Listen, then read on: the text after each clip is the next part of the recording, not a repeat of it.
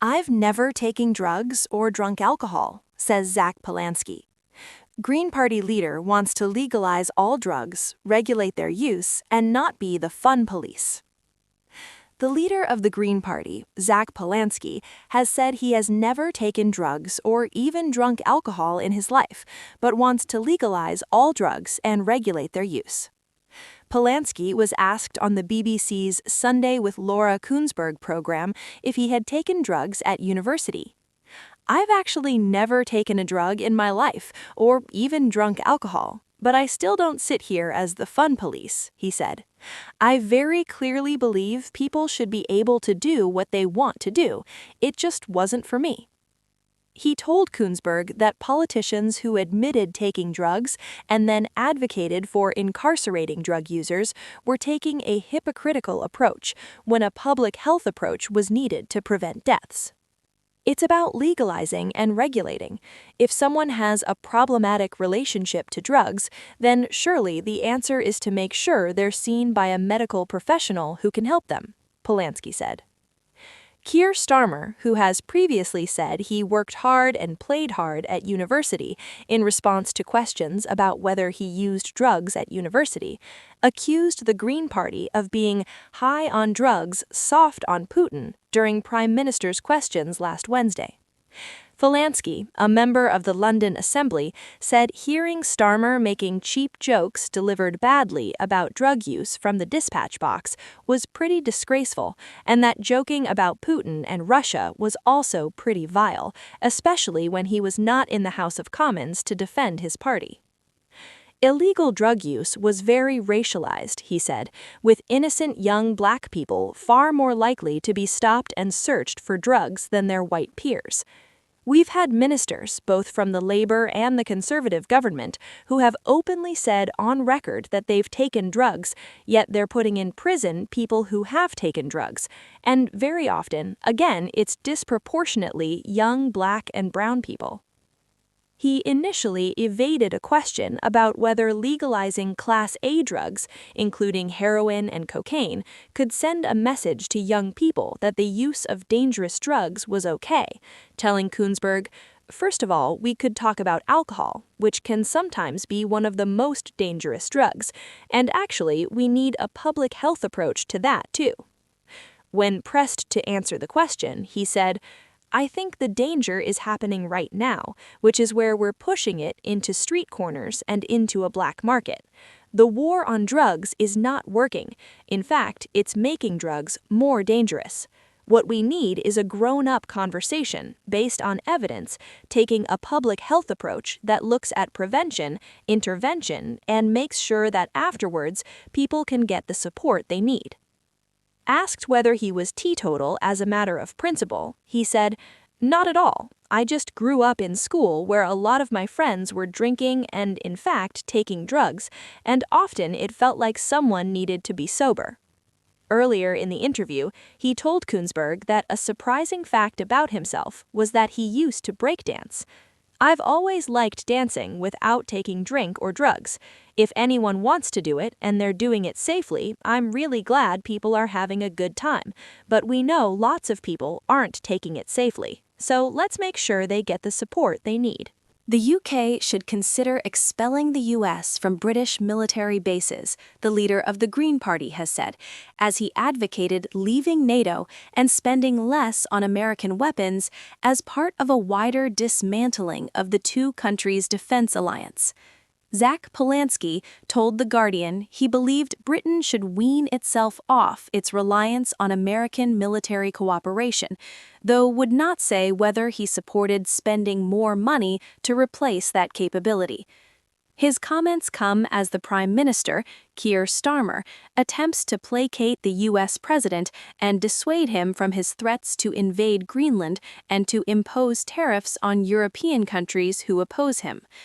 Polanski told The Guardian's Politics Weekly podcast, "I think it's pretty worrying that we've allowed ourselves to become so reliant on American interests and that a lot of this depends on if Donald Trump is in a good mood or not." He added, "We should be reviewing U.S. bases on UK soil and actually looking at a genuine strategic defense review." Asked whether he viewed the U.S. as a bigger threat than Russia, he said, "I do think Donald Trump is dangerous. I think Vladimir Putin has clearly done more. But then we can talk about Donald Trump's complicity or active enabling of Benjamin Netanyahu and the genocide in Gaza. None of these things are okay, and I think it's not about comparing things." The Green Party leader said he supported the UK leaving NATO, even though that is not official Green Party policy. "Donald Trump has so much domination within NATO that I don't believe it's possible to reform NATO from within," he said. He said he wanted to see the UK give up its nuclear weapons, saying he would try to persuade other nuclear-armed countries, including Russia, to do the same. "If we're not willing to have conversations about peace and diplomacy, that part of those conversations look at everyone denuclearizing, then what are we doing here?" he said.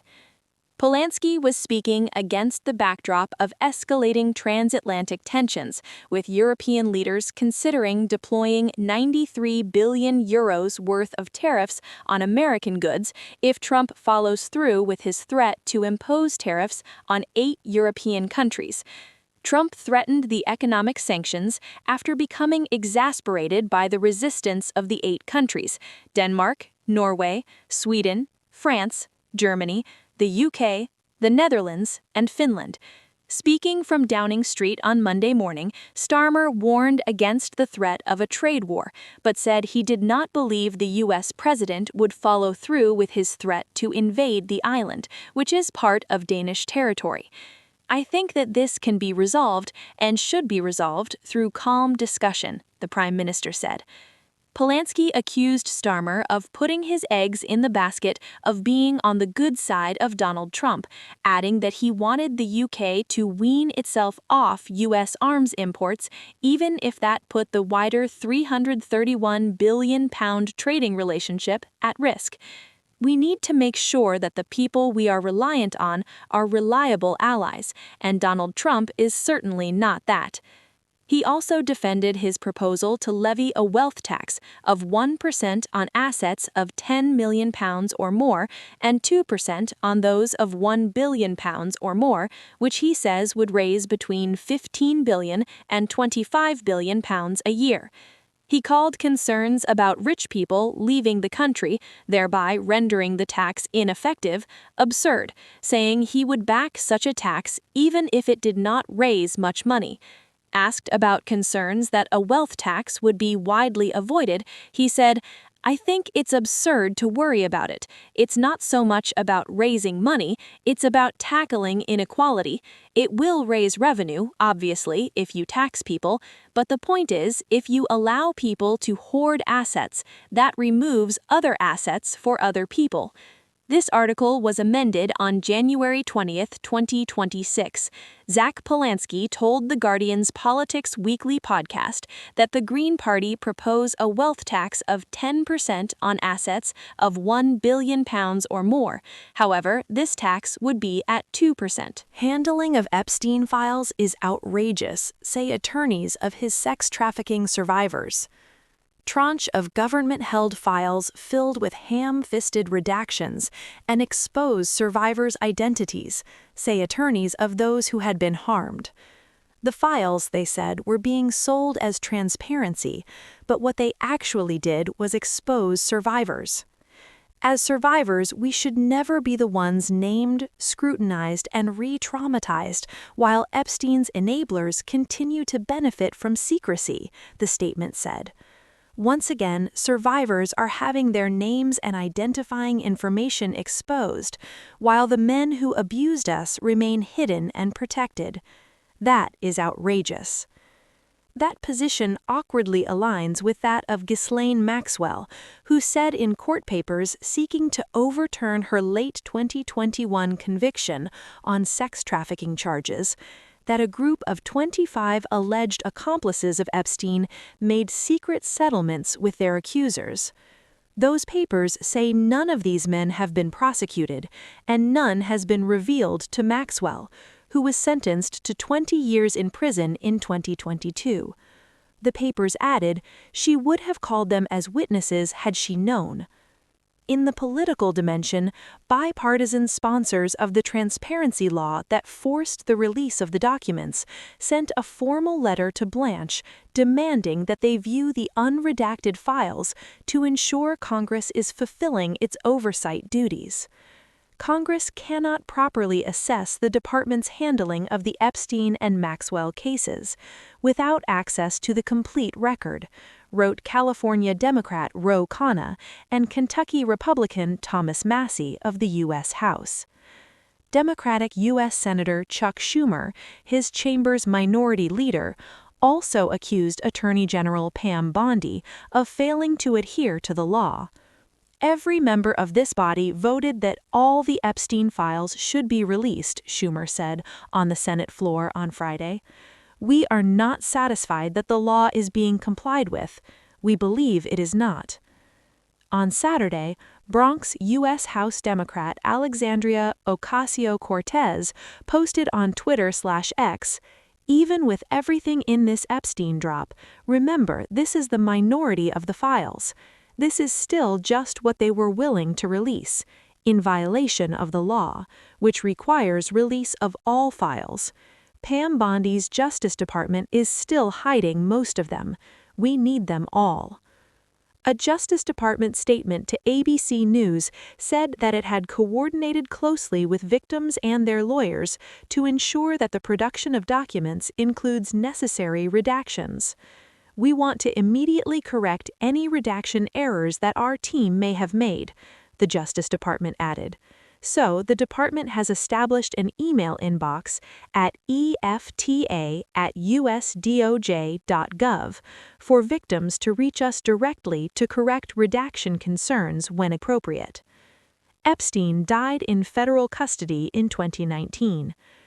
Before releasing the files on Friday, Blanche said, I think there's a hunger or a thirst for information that I do not think will be satisfied by the review of these documents. There's nothing I can do about that."